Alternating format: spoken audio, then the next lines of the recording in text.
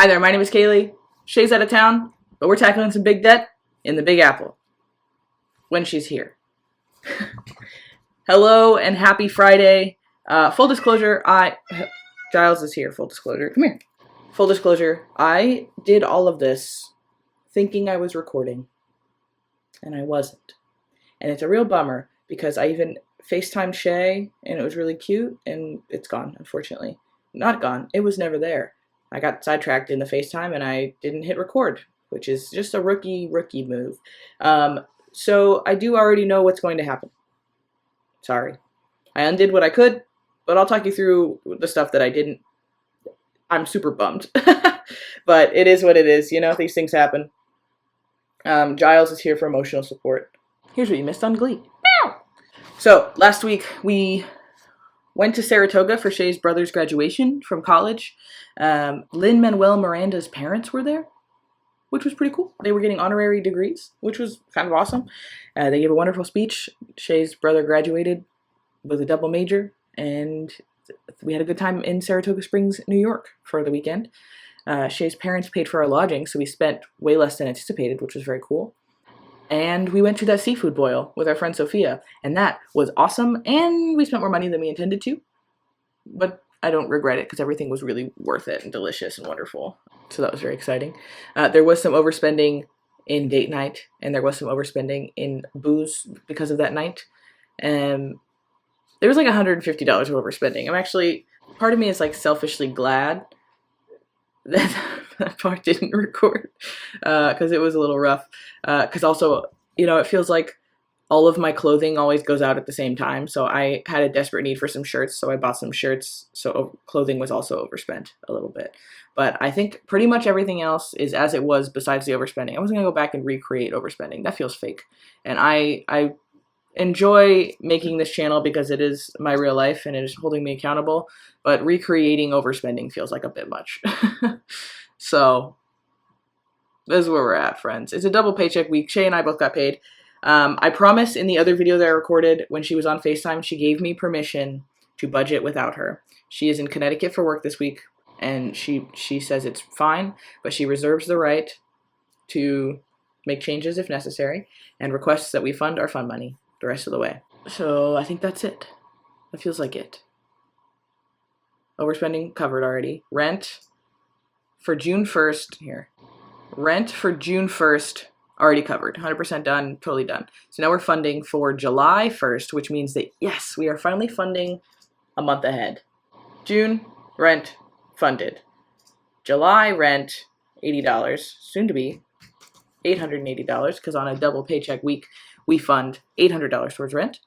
And we are just trying to trick ourselves into getting a month ahead by, we put a single paycheck week is $350 towards rent, double paycheck is $800. That adds up to more than our rent, so we are getting a little bit ahead every single month, and it's working, and that's great. Especially on like months like May, where I have 5 paychecks instead of the 4 that we usually budget with. So it's a real party. Bills, 100% funded for the month. I also get paid again on the 31st. So I have that paycheck on the 31st to fund into June as needed. So I'm not worrying about it right now on purpose. Cat litter, I want to put an extra $5 here because I need to get more cat litter because we have 3 cats and I refuse to be a house that smells like cats. And it's working. So I'd like to continue that. This is, ooh, what was it? I want this to equal 500. Yes, and that lines us up. I don't want to fund ahead in groceries because something happens in our brains where if we're funded ahead in groceries. I had a thought while I was doing this earlier, and Shea, when you're watching this later, tell me what you think. I know it's more categories, but listen, bear with me here.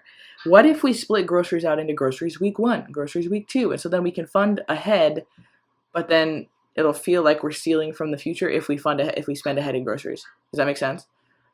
She can't answer me. She's not here. But stick with, like, you know, think about it. Think about it, because then we could fund ahead and not have just like an overabundance of cash here, because when we do, we spend it, you know? Like breaking out the weeks seems like a way we could maybe a full groceries category group, and then we could have that restock category I talked about.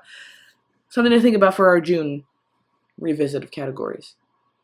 Just something to think about. I need to get a haircut today or tomorrow, and it's probably not going to happen.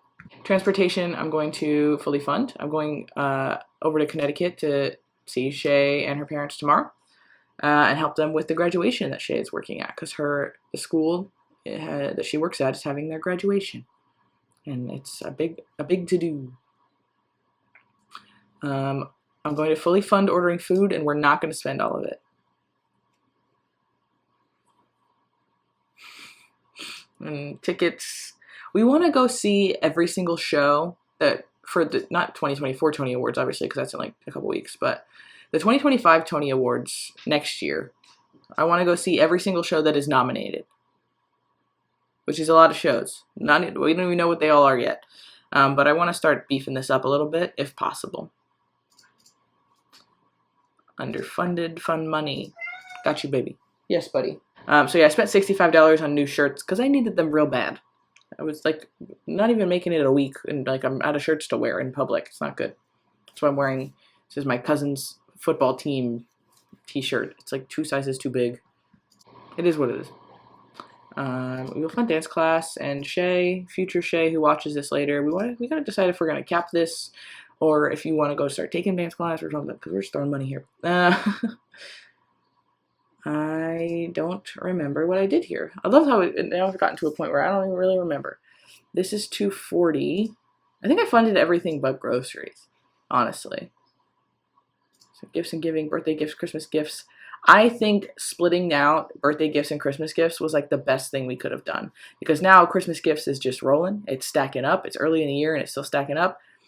And birthday gifts we have spent from in previous months, and I don't feel like we're taking from Christmas, you know? So I feel really happy about that. Really giving stack up a little bit. I forgot about Wyatt. It's okay. I want to fund the whole dang thing because and then 3308. We are going to dinner at our friend's house, and she's making dinner, but we're probably going to pick up a bottle of wine on the way. And I just know we are going to do that. I know this about ourselves. There's a beautiful little wine store in the bottom of her building, and I know we're going to stop and do that. So let's just fund it and lean into it and own it, you know? Let's face the budget in reality, friends. So underfunded is $125. That's exactly where I ended last time, because I'm still, something had to be underfunded, and it might as well be next week's groceries, you know? Can't believe I did that. Such a rookie move. Hasn't happened in so long. And that also means, unfortunately, that you guys not missed, you're going to see it right now, but my student loans. So I put $300 onto student loan 15, and then we look here. That puts us at February 2020. Let me move myself so I'm out of the way here. February 2025 payoff. If you've watched the channel before, you know that I'm going for December 2024. In the year 2024, I want this. This is my first grad school loan that will be completely paid off, and that I want this year. I want it. And again, if you're new, the way I have my student loans on a separate budget entirely. I'm gonna try to say this fast for people who've heard me say it 1,000 times, but my job takes my paycheck. I get paid every single week, every single Friday, because every single Friday they take the $300 for my student loan payment and they put that into a separate account entirely from our joint checking account where we actually spend and pay our lives from. So this $300 every single week, no matter what, goes into a completely separate account that I only use for my student loans. It is only attached to this budget and is not ever interfacing, never coming in contact with, never even meeting or hearing about my other dollars. These dollars do not commingle, because the most important thing that I have done over the last 2 years is do everything I can to take this little human brain out of the equation as much as possible. If every single week I need to go into my bank account and transfer $300 away from all my other spending and savings goals that you just saw on the other budget, I will find a reason not to. Not because I don't want to pay off my student loans. I do. I want this number to go away. I do. But life is life, and I, have a human brain who likes to do fun things and likes to, save for retirement and likes to go out, and like I live in New York City. I want to go do New York City things. So I will find a reason to, oh, well, maybe it's only $250 this week, or maybe it's okay just at the beginning of the month we'll beef up my brain cannot be involved. My brain has thoughts and feelings and emotions. This little bank account split, there's no thought or feeling emotion. $300, there, done. So minimum, I put $1,200 towards my student loan every month. Done. That is just something that I have set up in my life because I need to make it as automated as possible, because I'm a person and people are imperfect and numbers number. So if I have any advice for anyone, it's take your brain out of it as much as possible. Best thing I ever did. So let's take a look at this. YNAB has a payoff simulator. So right now, so for sure I'm going to put an extra $300 in May, because next week I get paid again, which YNAB doesn't know about because it only is based on the targets that I set, which is based on 4 paycheck months. So my entire budget is built around 4 paycheck months. 4 paychecks for me, 2 paychecks for Shea because she gets paid bi-weekly. And every once in a while, that's what you'll maybe hear called a magic month or an extra month or whatever. And I get paid 5 times. Sometimes Shea gets paid 3 times. And sometimes both happen in the same month. Those are good. Those are fun. That's also how we're getting ahead in rent. But so next week I'm getting paid again. I'll get an extra $300. And I'll put that towards the student loans. Because like I said, every paycheck, no matter what, $300 goes to the student loans. So an extra $300 there. That still leaves us at February 2025, which is later than I want, but pretty close. February 2025, I'd be paying $50 and it'd be paid off. But I want it in 2024, as discussed. So that makes it $612.82. And that means that in December of 2024, I'm paying $608.94, and this thing is gone. What if we wanted it to be November? $712.72. That's kind of a lot. Not out of the question, but it's kind of a lot. So let's stick with $612.82. Getting it paid off in December is the goal. So what I did was I didn't change the target. The total monthly targets are still $1,200. I still want to base my budget around what is normally, what is normally going to happen, which is $1,200 a month. Great. But I wrote down, I run it up to 613, because all right, 612.80, whatever, 613 here. So I've already paid $532. I even had a whole cute little talk about how I went in and I made the actual student loan payment on this guy because this is my life and I want to show what my actual life is. So every single week I make a point to go in and make that payment right then, because it's not, this is a YouTube channel and there's some level of showmanship and effort that I have to put in. But the most important thing to me is that this is my actual life and I'm showing you guys like the reality of paying off this amount of student loan debt. So maybe you decide to do college differently, or maybe you just feel a little bit of solidarity and also having to kind of slug through a huge goal. It's just life, man. I don't know. Feeling very philosophical.